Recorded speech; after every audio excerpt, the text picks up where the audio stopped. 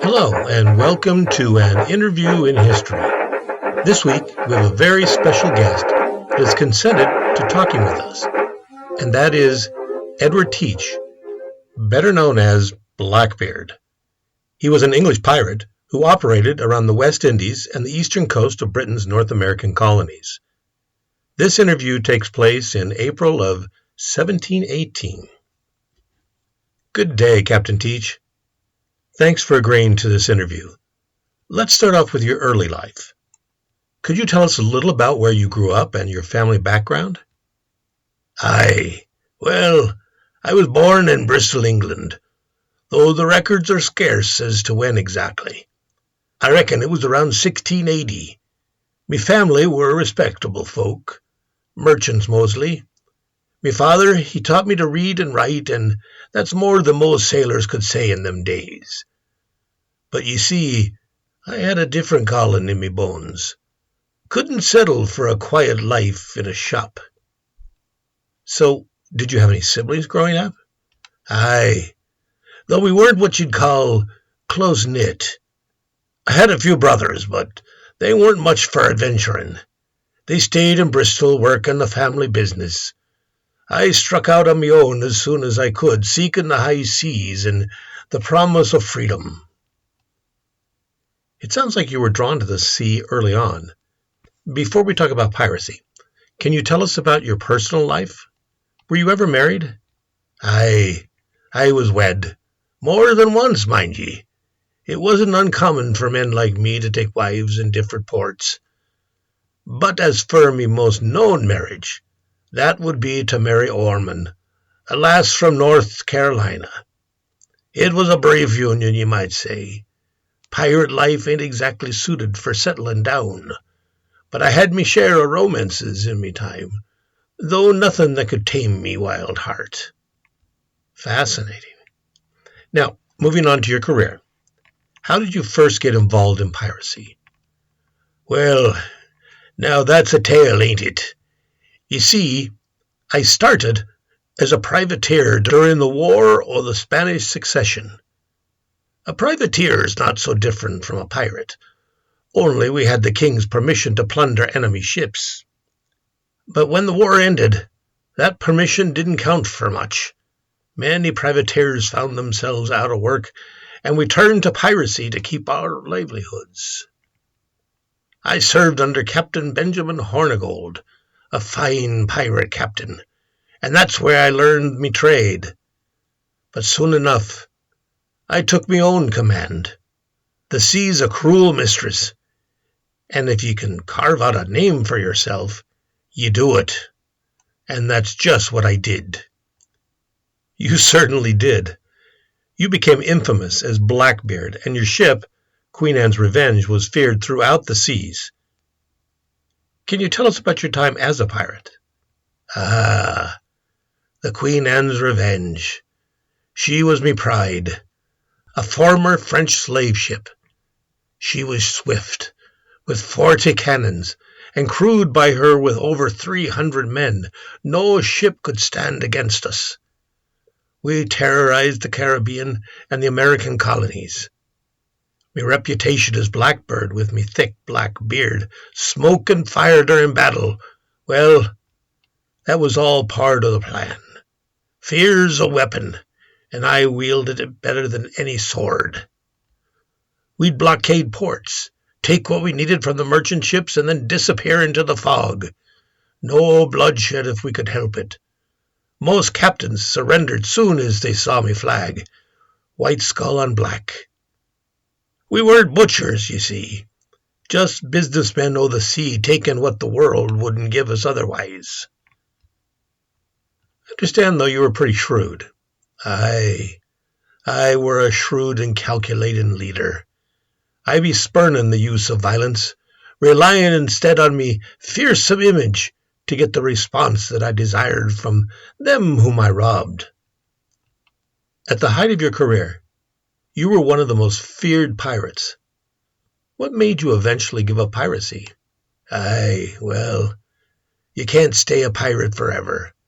The world was a-changin'. Governors were offering pardons to pirates, and some of me old mates were taking 'em. I did too, at least for a time. Arr. Weren't you arrested at one point? Aye, I was arrested, but never truly imprisoned, says Edward Teach. The king was offering clemency to any pirate willing to give up their life, and for a time I played along. But in truth, I ne'er gave up me old ways. After receiving the pardon, I settled briefly in Bath, North Carolina, but it wasn't long afore I returned to the sea, plundering ships under the guise of a privateer. Eden, he turned a blind eye to it all. There were whispers that I shared me loot with him. But one time I was nearly caught. In 1718, after I ran Queen Anne's Revenge to ground, I got myself into a bit of trouble with the local authorities.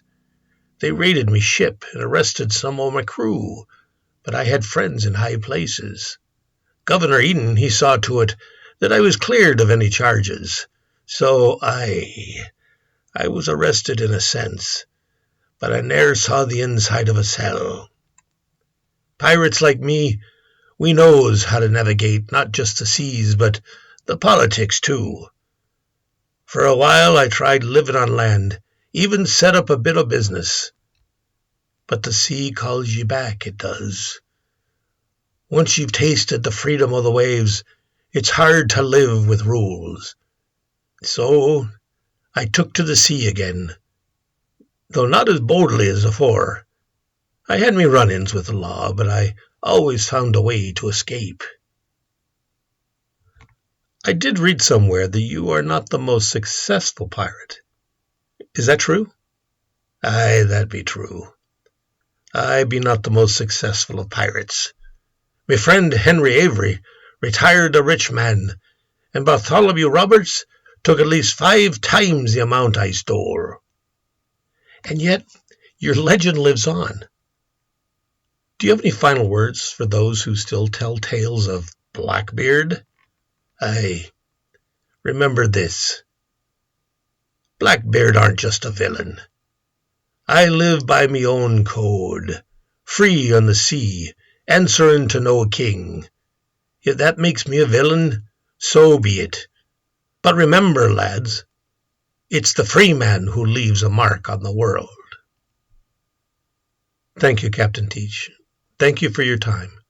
Your story will certainly live on in history. Aye, ye can count on that.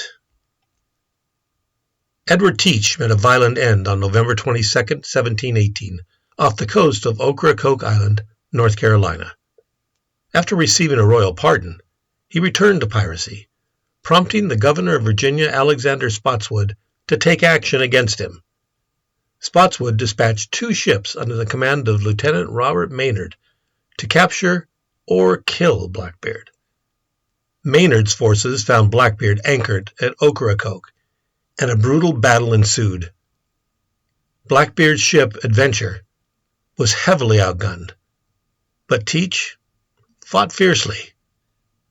In the close quarters combat that followed, Blackbeard personally led the charge, armed with swords and pistols. Maynard's men eventually overwhelmed the pirate. It took a remarkable amount of effort to bring Blackbeard down. He reportedly endured 5 gunshot wounds and more than 20 sword cuts before he finally succumbed. After the battle, Maynard had Blackbeard's head severed and hung from the bow of his ship as proof of the pirate's death. His body was thrown overboard, and legend says that it swam around the ship several times before sinking, a final, eerie testament to the fearsome reputation of Blackbeard. This dramatic confrontation effectively marked the end of the so-called Golden Age of piracy in the Americas, as Blackbeard was one of the last and most notorious pirate captains. And now, a forgotten history. At 40, author Franz Kafka, who never married and had no children, was walking through the park one day in Berlin when he met a girl who was crying because she had lost her favorite doll. She and Kafka searched for the doll unsuccessfully. Kafka told her to meet him there the next day and they would come back to look for her. The next day, when they had not yet found the doll, Kafka gave the girl a letter, written by the doll, saying, "Please don't cry. I took a trip to see the world. I will write to you about my adventures." Thus began a story which continued until the end of Kafka's life. During their meetings, Kafka read the letters of the doll carefully written with adventures and conversations that the girl found adorable. Finally, Kafka brought back the doll. He bought one that had returned to Berlin. "It doesn't look like a doll at all," said the little girl. Kafka handed her another letter in which the doll wrote, "My travels have changed me." The little girl hugged the new doll and brought the doll with her to her happy home. A year later, Kafka died. Many years later, the now adult girl found a letter inside the doll. In the tiny letter signed by Kafka, it was written, "Everything you love will probably be lost, but in the end, love will return in another way." Join us next week when we talk with George Armstrong Custer, who was a United States Army officer and cavalry commander in the American Civil War and the American Indian Wars. Until then, take care.